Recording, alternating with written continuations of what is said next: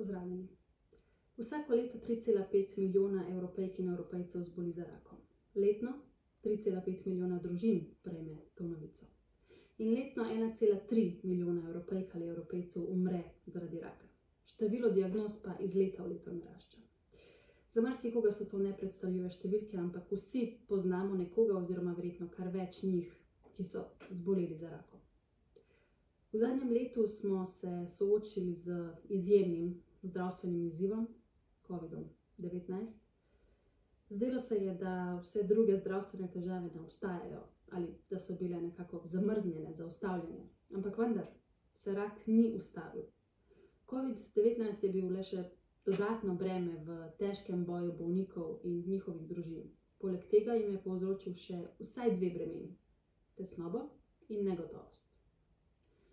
V odboru za boj proti raku si prizadevamo vrniti na dnevni red tematike povezane z bojem proti raku, torej na vrh evropske agende, zagotoviti si prizadevamo podporo bolnikom in preživelim, okrepiti preprečevanje, raziskave, osredotočanje na individualno medicino ter prav tako si želimo izboljšati sodelovanje med oblikovalci politik, strokovnjaki in raziskovalci pri reševanju tega vprašanja.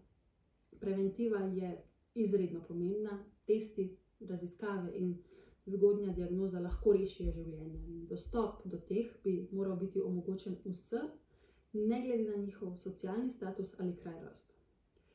V BK poročilu odločno podpiramo uvedbo nove sheme za odkrivanje raka, kot je napovedano v Evropskem načrtu za boj proti raku. Ta bo državam članicam pomagala zagotoviti, da bo 90% prebivalstva Unije, ki izpolnjujejo pogoje za preglede raka dojk, materničnega vratu in debelega črevesa in danke, da jim bo omogočen prvi pregled do leta 2025.